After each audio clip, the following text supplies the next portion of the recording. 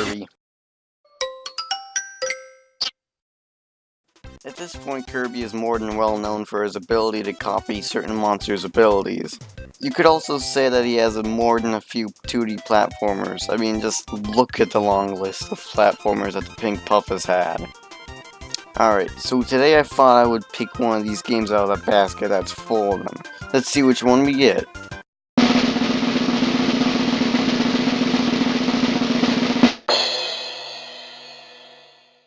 Oh hey, what convenience, we got Kirby Squeak Squad!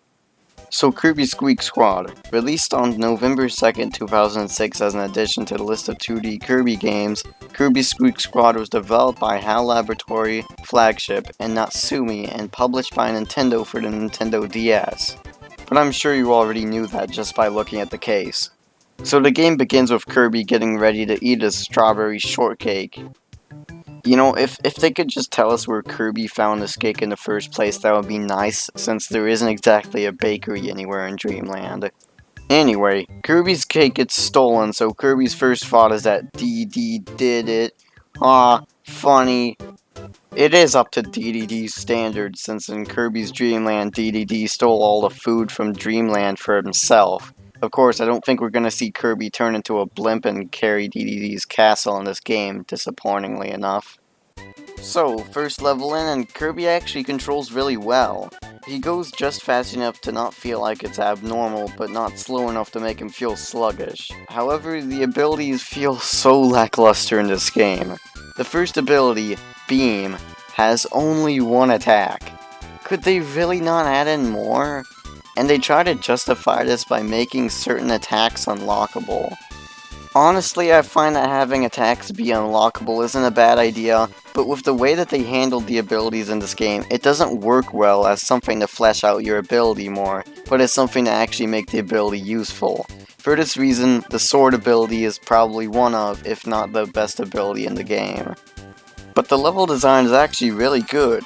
It doesn't last too long like in a standard Kirby game, but it has just enough in there to keep the levels interesting as well as make them feel unique from each other. But after a few levels, we end up at DDD's castle, ready for battle. DDD battles similarly to how he did in Kirby's Dreamland, but this seems to be a staple for most Kirby games. He jumps around and slams his hammer on the ground, but he's no match for Kirby.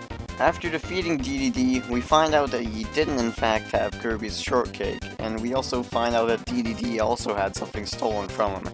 And also he knows nothing about Kirby's shortcake.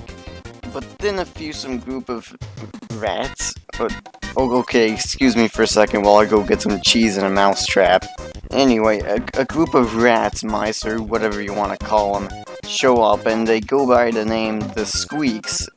I swear, Hal, you never fail to surprise me with what all weird names you can come up with for characters or anything otherwise. They then proceed to run off with their treasure, so DDD acts fast and throws Kirby at the Squeaks, and Kirby, he dies. Nice run! Fortunately, though, DDD did get a strike, so at least we know he's good at bowling. But wait a second there, editing YoshiRoll, slow the frick down and rewind that there footage. We forgot about Kirby and we were just focusing on DDD's sick bowling skills. Poor Kirby falls down a hole that forms from the impact of Kirby against the Squeak Squad. Kirby must be a sturdy boy or something. Maybe he should consider bowling like DDD. Who knows, they might get along better. As we continue on, the level design gets better, but there are the occasional quicker levels that tend to have a hard-to-find chest or two. Oh, that just reminds me, I haven't even talked about the collectibles yet. There are a lot of things to collect, but they all come from these chests that likely fell off the Squeak Squad's loot stash. There's the music, some art, and you can even get some upgrades to Kirby's health. Let's not forget enhanced abilities, or in other words, actually making some of the abilities useful. And finally some spray paint colors to change Kirby's appearance. Oh, and there are a few other things, but I'll explain those later. There tends to be about 1 to 3 chests in every stage, usually having one chest be a bigger, cooler looking chest and... Oh, what did I do now? Oh, okay, so guys, don't freak out. I just picked up this treasure chest and oh, hey, it's one of the Squeak Squad members. Each Squeak Squad member has their own specific attacks and ways to get around towards you or to their precious treasure, which if they get away with it, then you'll have to replay the stage to get that chest. Honestly, the Squeak Squad feels more like a small hindrance than a major annoyance, which I think is fine, but I do wish they were a tad more difficult to battle. Speaking of battle, we have another boss to fight, and this one is just a mole. All the mole does is go down into its hole and then it comes back up and throws rocks at you. You better watch out because it may fall on you. And I think now is a good time to talk about the music. I honestly think that the music is pretty good, really capturing that Kirby feel, though I think the stage music is a bit lacking considering there are only 6 stage tracks. Oh heck, another random transition into something I forgot to talk about earlier. There are also mini-bosses, not being too difficult, but they are interesting and they make for a good way to get an ability if you don't have one at the moment. As we proceed on, we go through some more stages that are pretty good, and maybe a difficult boss or two. But eventually we come across the Roach as a boss. He isn't too difficult if you choose the right ability for the fight, like the Tornado. He warps around the screen, shoots ice rays at you, and also throws some stars from his magic staff. You'll also need to look out for his bombs that he can throw at you. After we beat the Roach, we finally come closer to Kirby's precious shortcake. But then Meta Knight proceeds to come down swooping and steal it. Did I do that? And to add insult to injury, we need 5 star seals to proceed through the door. After collecting all the star seals, we can open the door and... Killing me! Get the f out of my room! I'm playing Minecraft! Well, that sure was interesting. I'll see you guys in the next voice clip because I've seen enough crap for today. Goodbye. Seriously though, after that we head through another world where at the end we fight Meta Knight, whom after we beat, we finally get that treasure chest that we've been searching for the entire game. Come on, Kirby, grab that chest. Oh, well, why did I expect that? The Roach proceeds to open up the chest and we find out that the cake was not in fact in that chest. What a bummer. I'm sure we were all looking forward to that now not possible sequel to this game that would have featured a tea party with the Squeak Squad. Anyway, it turns out a cloud of darkness was inside that chest after all. The dark cloud envelops the Squeaks and then they disappear into space, so Kirby goes after it like the idiot he is. So after all this time, we're at the final boss. The first phase is just a stronger version of the Roach, but trust me when I say it can be super difficult if you don't use the Tornado ability. One thing that becomes super annoying is whenever he throws bombs, since it isn't very easy to tell when it's gonna blow, and when it does, it goes all the way up to the top of the screen.